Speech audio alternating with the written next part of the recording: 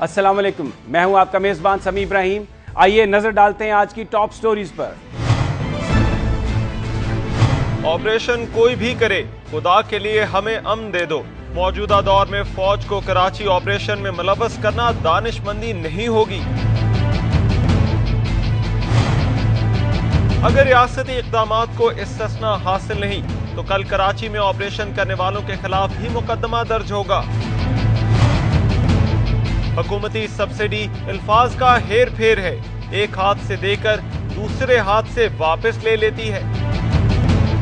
निहायत अहम मसला हुकूमत के लिए कराची का। इस वक्त पाकिस्तान की सियासी और अस्करी क़यादत इस्लामाबाद में आज बिल्कुल मिलकर बैठी, सर जोड़कर बैठी कि क्या इस मसले का हल किया जाना चाहिए। वफाकी वज़रा कराची पहुंचना शुरू हो गए। अगले 2 दिन निहायत अहम बताए जा रहे हैं। काबीना का भी इजलास होगा, खसूसी इजलास होगा, जिसमें फैसला किया जाएगा कि किस तरह कराची के मसले को हल किया जाए। आज जो इस्लामाबाद से खबरें आ रही हैं उसमें यह फैसला असूली तौर पर किया गया है कि सिंध की जो हुकूमत है उसको वफाक हर तरह की मदद फराहम करेगा, तमाम वो वसाइल फराहम करेगा जो उन्हें ज़रूरत है कराची के मामलात को बेहतर करने के लिए, कराची के मामलात को दुरुस्त करने के लिए, कराची के 2 करोड़ से ज़्यादा आवाम को अमन देने के लिए और वहाँ पर जो हज़ारों लाखों ट्रेडर्स हैं उनको भी ऐसी इन्वायरमेंट प्रोवाइड करने के लिए कि जिसमें वो अपना कारोबार सही तरीके से सर अंजाम दे सके।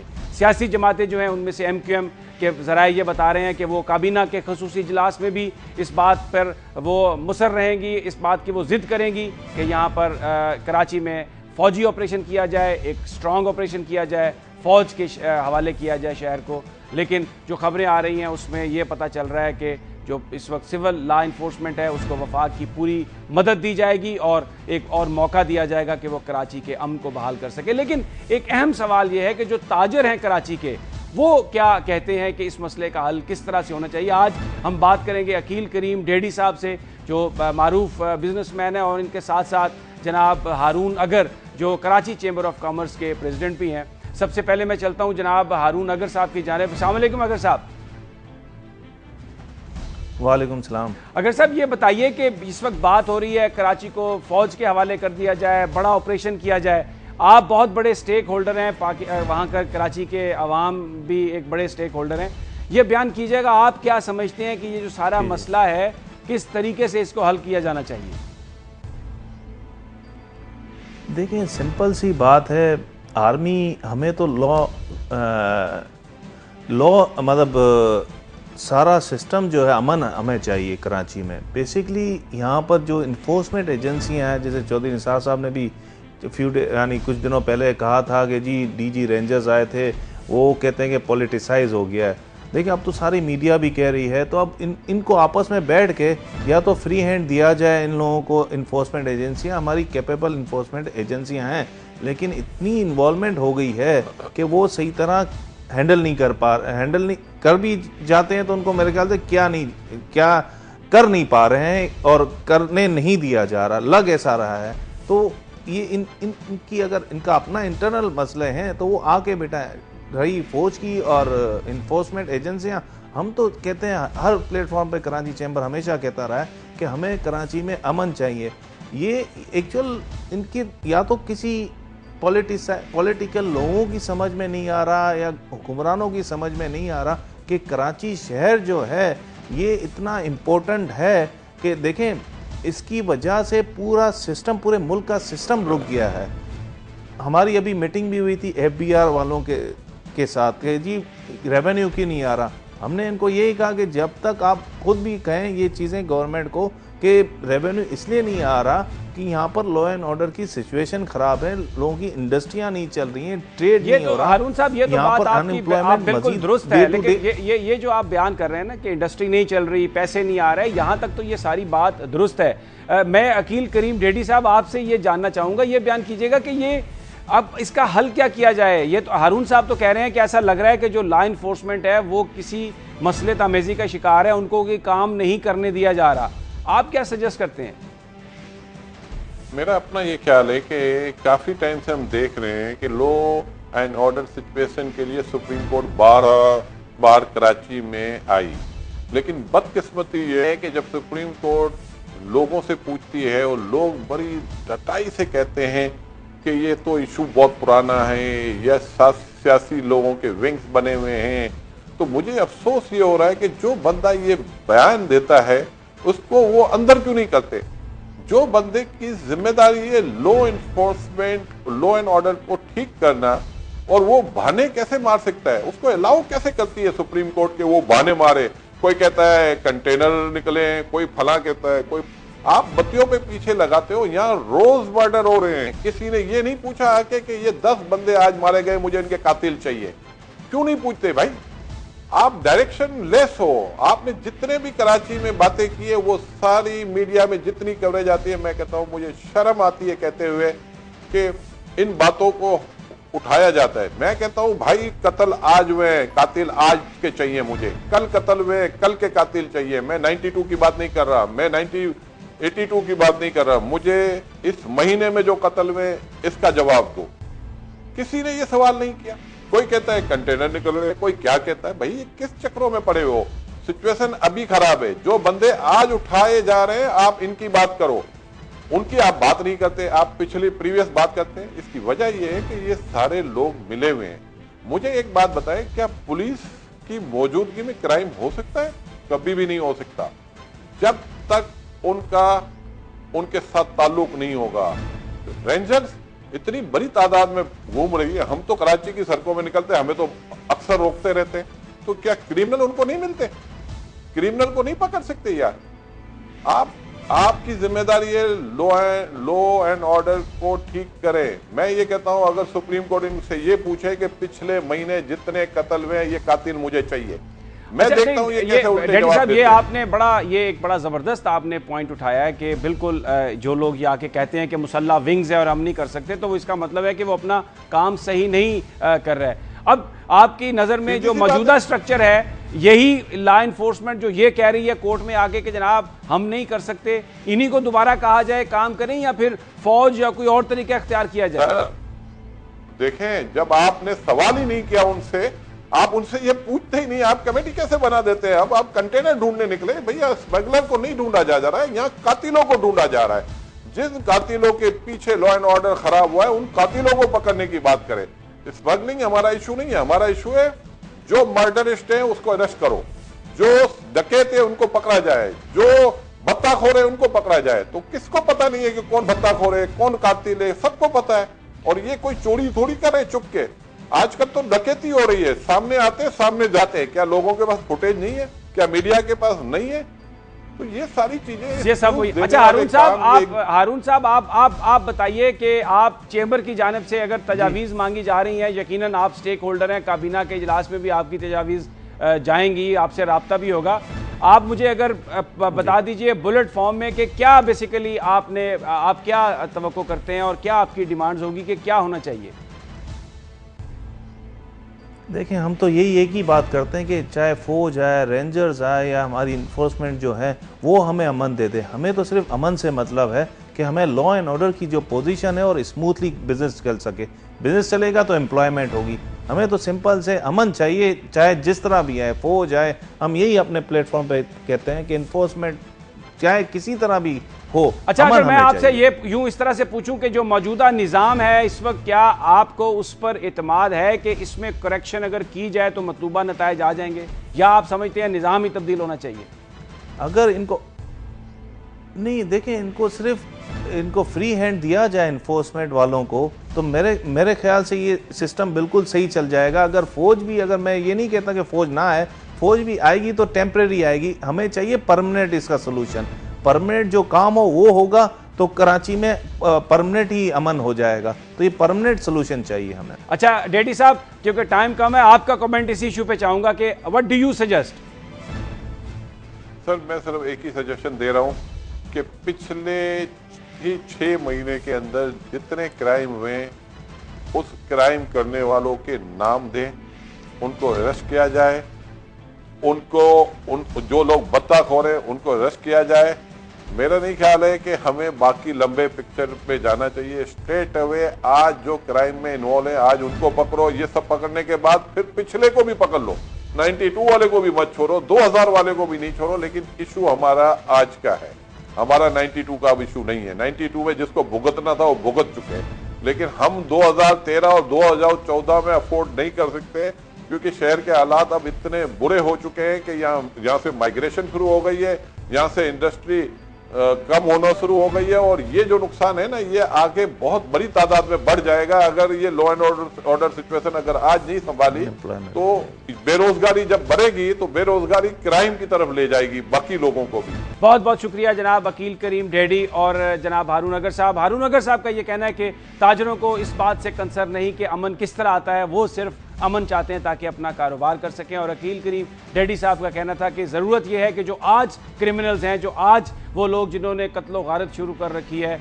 उनका बंदोबस्त किया जाए। जिन्होंने 90 में किया, 92 में किया या 2000 में किया, उनका इशू इस वक्त नहीं है। आज जो लोग क्रिमिनल्स हैं उनको पकड़ना निहायत ज़रूरी है। लेकिन सवाल ये है कि ये पकड़ा कैसे जाए। इस वक्त ये बात भी चल रही है कि फ़ौज के हवाले कर दिया जाए शहर को, लेकिन इस पर हम बात करेंगे ब्रेक के बाद। और हमारे साथ होंगे जनाब शहजाद चौधरी साहब और ये जानने की कोशिश करेंगे कि क्या जो इस वक्त हालात हैं हमारी सरहदों पर और मुल्क के दूसरे हिस्सों में, वो हमें इस बात की इजाज़त देते हैं कि हम पाक फ़ौज को कराची में ऑपरेशन के लिए इन्वॉल्व करें। लेकिन ये सब एक ब्रेक के बाद।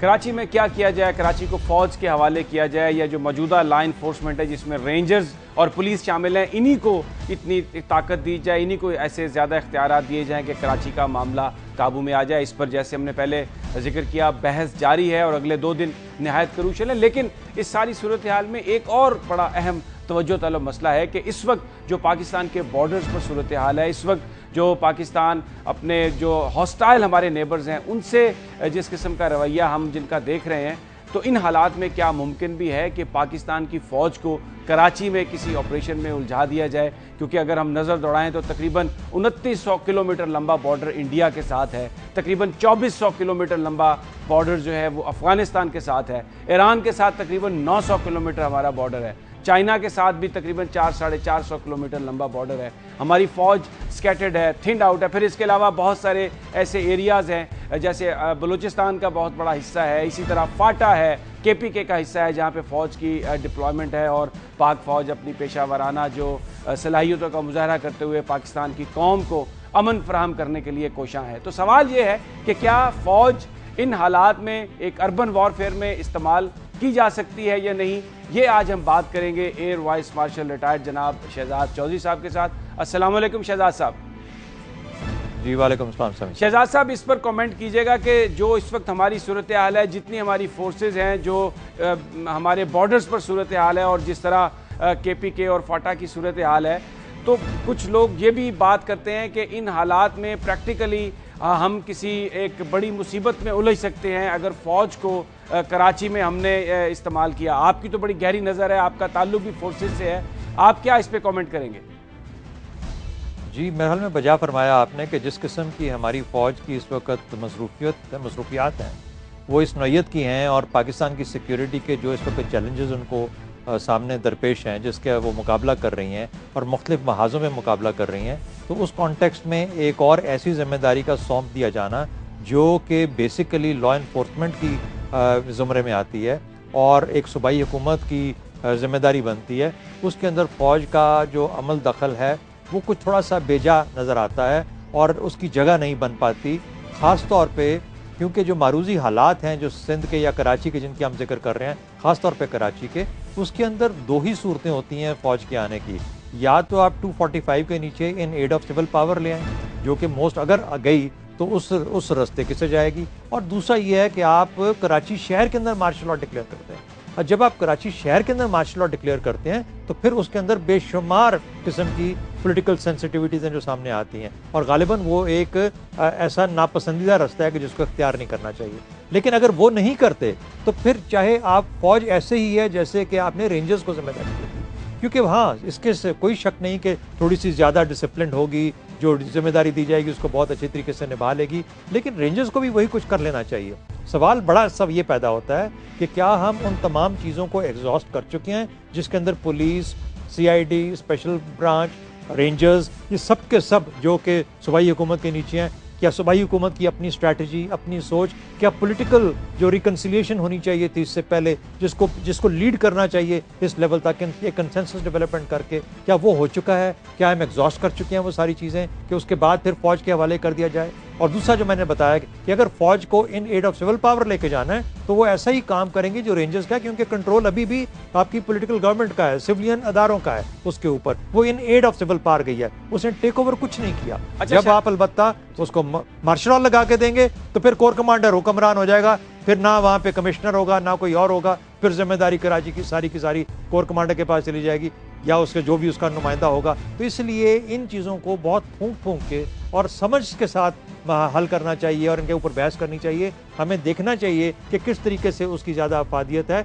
या किस तरह ज़्यादा नुकसान है। नुकसान से बचना चाहिए, अफादियत की तरफ जाना चाहिए। अच्छा शहजाद साहब, एक बात पर कमेंट कीजिए। मैं आपसे ये सवाल कर रहा हूँ कि मॉरली क्या असर हुआ होगा जब ये खबर आती है कि हाई कोर्ट के हुक्म पर सदर पाकिस्तान जो मुसल्ह फ़ौज के सरबराह भी थे उस वक्त, जनरल इशफाक, जनरल परवेज़ अशरफ साहब, कि उनको लाल मस्जिद केस में उनके खिलाफ मुकदमा दर्ज कर लिया जाए। अब कोई भी जो ऑपरेशन होता है जिसमें फोर्सेस जो हैं वो अपने कमांडर के हुक्म पर जाकर करती हैं, एक्शन करती हैं, और आइन में पाकिस्तान के प्रोटेक्शन भी है, ये बताइएगा कि इसका मॉरली क्या असर होगा हमारी फोर्सेस पर? ऑपरेशन अभी बात हो रही है, और एक जो लाल मस्जिद का ऑपरेशन था वो भी सिविलियन गवर्नमेंट ने दर हकीकत किया था, लेकिन जो उसमें जिन लोगों ने शिरकत की उन पर तो पर्चे दर्ज कर दिए गए। और फिर थोड़ा सा ये भी जहन में रखिएगा कि जो 95 में कराची में ऑपरेशन हुआ था उसकी बुनियाद पर भी बहुत सारे अफसरान पर पर्चे दर्ज किए गए बाद में, और फिर जो गवर्नमेंट डिसमिस हुई थी उसमें भी उसको जस्टिफिकेशन दी गई। देखिए, मोस्ट अनफॉर्चुनेट और बदकिस्मती वाली बात यह है कि जिस तरह वो कहते हैं कि जब रेंजर्स की कोई बात कराची में ना सुने और वो उसके खिलाफ एक्शन ले, तो उन्हीं रेंजर्स को आप टेररिस्ट डिक्लेयर करके उनके खिलाफ सजाए मौत भी दे देते हैं, उनके ऊपर मुकदमे भी करते हैं, सजाए मौत देते वगैरह वगैरह। अच्छा, अब आप बड़ा क्लैरिटी के साथ देखिए, जहाँ पर, क्योंकि ये मसाइल इस नौयत के हैं कि जब भी फौज आपने अप्लाई करनी है, किसी कानून के तहत अप्लाई करनी है, हमारा रवैया और तरीका आज तक ये रहा है, क्योंकि खुसूसी तौर पे मिलिट्री गवर्नमेंट्स के अंदर और मिलिट्री गवर्नमेंट्स रही हैं, तो उन्होंने जब फौज को कहीं अप्लाई किया तो इन आइनी ज़रूरियात का कभी ख्याल नहीं रखा। इस वजह से जैसे बलूचिस्तान के अंदर अब आज तक किसी को ये नहीं पता कि क्या 245 के नीचे बलूचिस्तान में फौज है या मिलिट्री है जो ऑपरेशन कर रही है या बगैर किसी लीगल कवर के है। अच्छा, सिमिलरली जब आप इसको फाटा में लगाते हैं या कराची में लगाएंगे तो उसका लीगल कवर क्या होगा? क्योंकि जब तक आप, जैसे मैं एक एग्जाम्पल दूँ आपको, भारत ने कश्मीर के अंदर जब फौज भेजी और बहुत बड़े तरीके से भेजी तो armed forces special powers act दे दिया। इसका मतलब ये था कि ये हमारी खास हिदायत के मुताबिक वहाँ जा रहे हैं, इनके खास इनकी अथॉरिटी होगी और उस अथॉरिटी को चैलेंज नहीं किया जा सकेगा। जब कौमें फैसले करती हैं फौजों को लाने के ऐसे मामलात के अंदर तो इस तरह से उनको इक्विप करके भेजती हैं, इस तरीके से लीगल कवर दे के भेजती हैं। ये नहीं होता कि आप उनको रोज़ाना कभी मिसिंग पर्सन के कॉन्टेक्स्ट में और कभी किसी और तरीके में और कभी लाल मस्जिद में वहाँ पर आके सामने खड़ा करके उनकी। इसीलिए अब आप जो रेंजर्स की हद तक या FC की हद तक आपको एक सर्टेन रिलक्टेंस नजर आती है, कराची के अंदर भी आपको रेंजर्स की हद तक नजर आती है। वो कहते हैं यार हम जो भी कुछ करें हमें किसी ना किसी तरीके से धर लिया जाता है और हमारे ऊपर कोई इल्ज़ाम लगा दिया जाता है या हमें कोई सजा दे दी जाती है या और कुछ नहीं तो IG बार बार वहाँ पे चक्कर लगाता रहता है अदालतों के। अच्छा, तो इन मामलात को मेरा ख्याल है सियासी कमजोरियाँ हैं ये, और वो जो प्रोसीजरल एरर्स हैं हमारे, क्योंकि हमने कभी इनके बारे में ध्यान नहीं किया। एक रवायत और रिवाज है कि अगर फौजी हुकूमत है तो फौजी हुकूमत में तो कभी कोई नहीं पूछता, लेकिन जब सिविलियन हुकूमतें होती हैं तो फौज को भी चाहिए कि एक बड़ी क्लैरिटी के साथ लीगल कवर मांगे, उसके बाद किसी इस तरह की चीज़ में घुसे। और सिमिलरली सियासतदानों को भी चाहिए कि अपनी फौज को बचाने के लिए लीगल कवर, लीगल अथॉरिटी और बड़ी क्लियरली स्टेटेड लीगल अथॉरिटी उसके साथ भेजें ताकि कोई उनको खामखा चैलेंज ना करे जिस तरीके से पिटीशन दायर की जाए। बहुत बहुत शुक्रिया शहजाद चौधरी, जो ये कह रहे थे कि बिल्कुल जब कौमें फैसला करती हैं, जब फौज को कहीं इन्वॉल्व किया जाता है तो फिर उसको लीगल प्रोटेक्शन भी दिया जाता है, क्योंकि ये एक नहायत अहम मसला है। और इसका यकीनन जो डेवलपमेंट्स ये हो रही हैं लाल मस्जिद के हवाले से भी जो ऑर्डर्स आ रहे हैं मुकदमात के, वो भी जो लॉ इन्फोर्समेंट के लोग हैं, चाहे वो सिविल हो या अस्करी हो, वो उसको देख रहे होंगे। नहायत अहम मामला है, लेकिन यहाँ पर वक्त हुआ है ब्रेक का।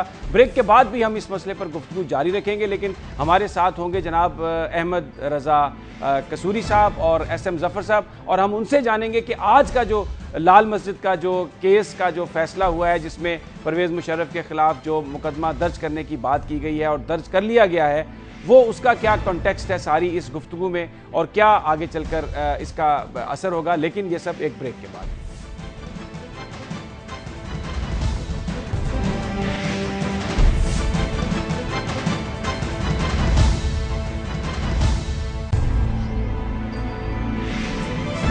एक अहम खबर इस्लामाबाद से। इस्लामाबाद हाई कोर्ट के हुक्म पर साबिक सदर परवेज़ मुशर्रफ के खिलाफ मुकदमा दर्ज कर लिया गया है लाल मस्जिद ऑपरेशन के हवाले से। और आज के तनाज़ुर में इसकी अहमियत यूं भी बढ़ जाती है कि इस वक्त भी कराची में एक ऑपरेशन की बात की जा रही है और ये बात की जा रही है कि ये फ़ौज इस ऑपरेशन को करे।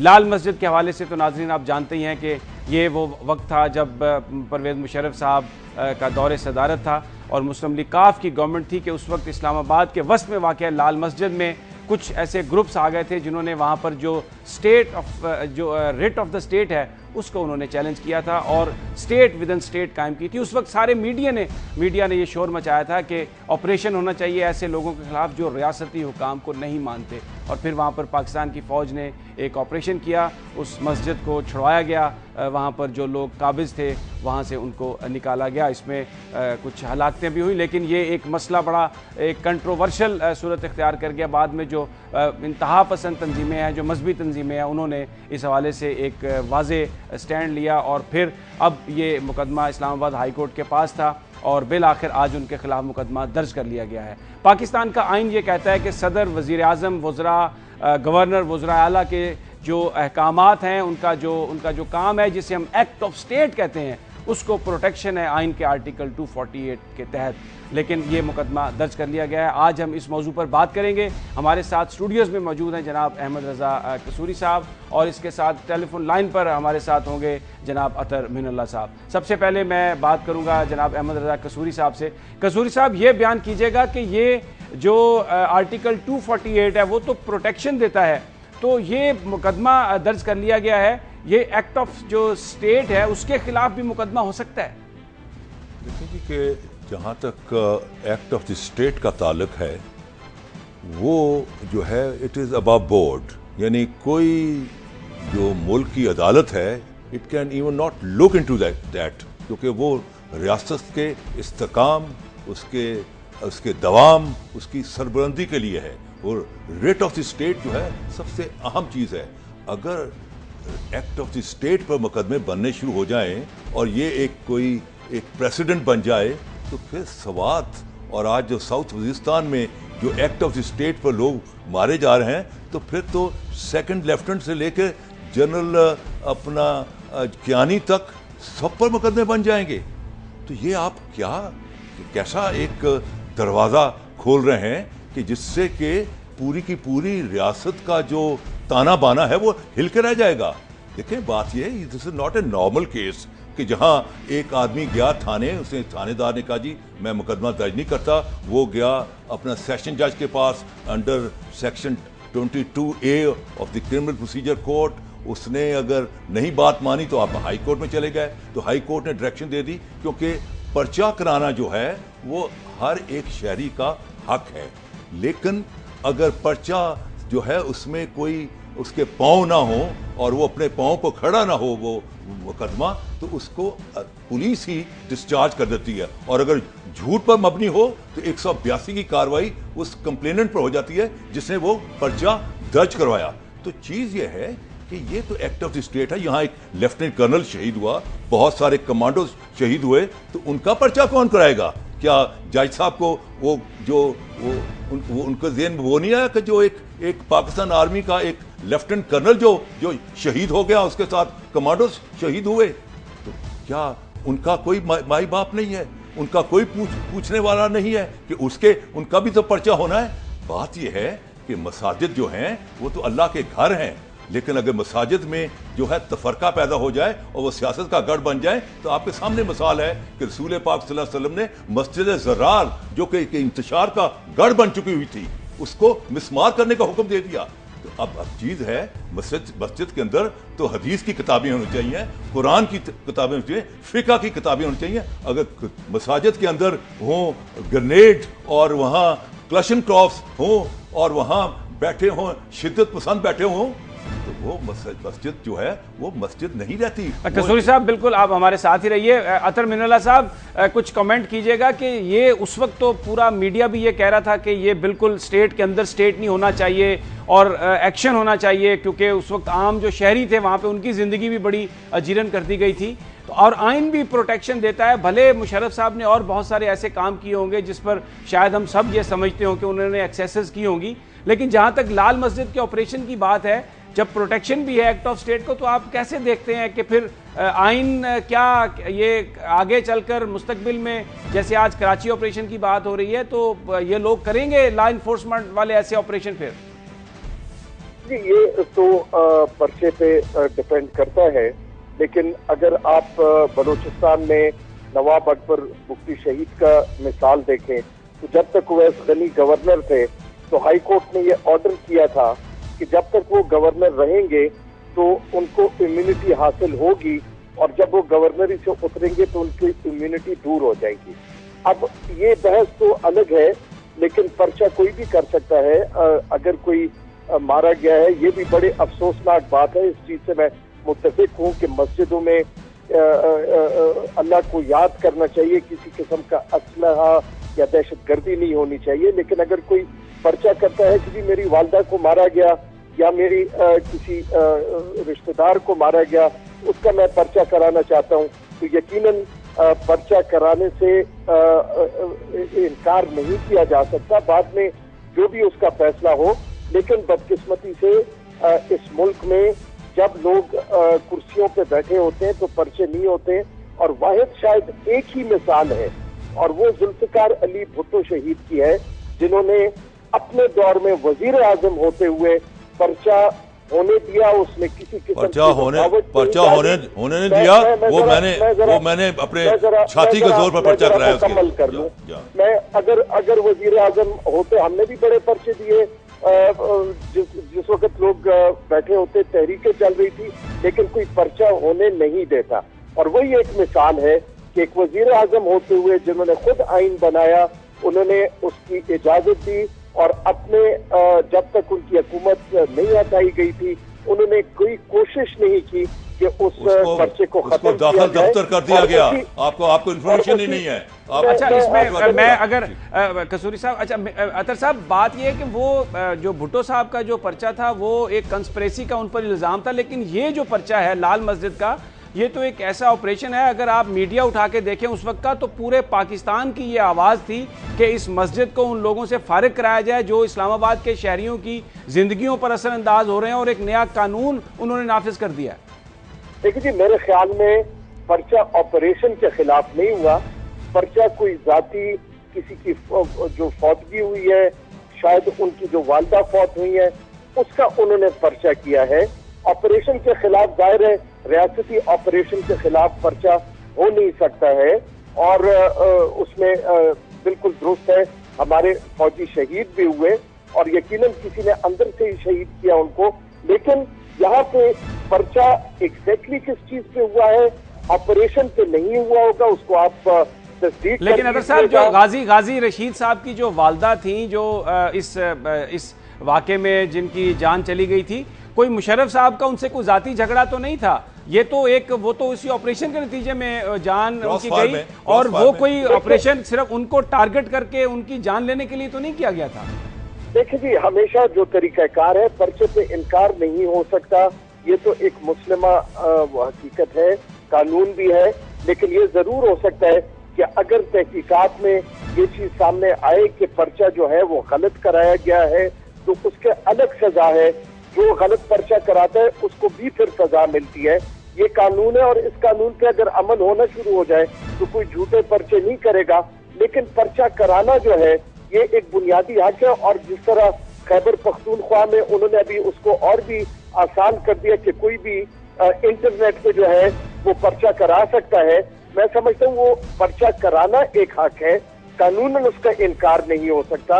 लेकिन अगर वो गलत पर्चा है तो पर्चा कराने वाले के खिलाफ फिर पर्चा होगा, फिर कार्रवाई होगी, उसको सजा मिल सकती है। कसूरी साहब, अगर आप इसको रिस्पॉन्ड करना चाहें मुख्तसरन, क्योंकि हमारे पास सिर्फ 40 सेकंड असल में जो है other actually in principle agreeing, वो मुझसे एग्री कर रहे हैं जो मैं कहने कहा कि ये जहाँ तक ताल्लुक है एक्ट ऑफ द स्टेट, वो एक ऐसा एक्शन है जो अबव बोर्ड है, जिसके ऊपर कोई मुल्क की अदालत जो है उसको, it's not a actionable offence, I will put it like that, it's not a actionable offence act of the state, क्योंकि वो रियासत की बका के लिए है, वो रियासत की इंटेग्रिटी एंड सॉलिडारिटी के लिए है। अगर रियासत ही इस प्रोसेस में खत्म हो जाए तो फिर कहाँ का रूल ऑफ लॉ, कहाँ का आइन, ये तमाम आइन, ये रियासत और ये अदालतें तमाम पाकिस्तान के नाते से हैं। अगर पाकिस्तानी खुदा न खास्ता उसको कुछ होगा तो कहाँ की अदालतें? क्या आज आपका आइन जो है वो मशरक़ी पाकिस्तान पर लागू है?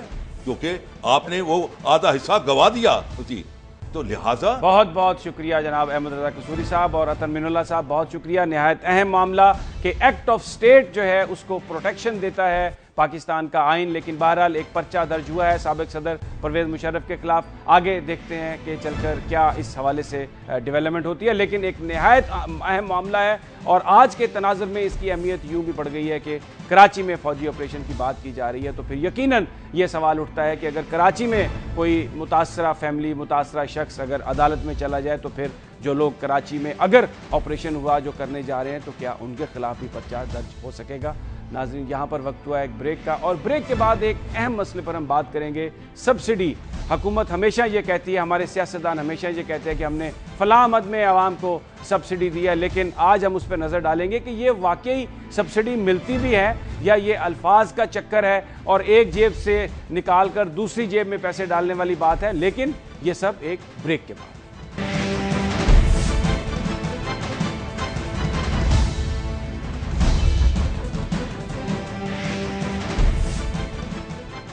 अवाम हमेशा तवक्को करते हैं ख़ास तौर पर अपने सियासी हुक्मरानों से कि उनको ज़्यादा से ज़्यादा रिलीफ मिलेगा, और हम देखते ये हैं कि सियासी हुक्मरान भी रिलीफ देने की बजाय एक वर्ड यूज़ करते हैं, सब्सिडी, यानी रियायत।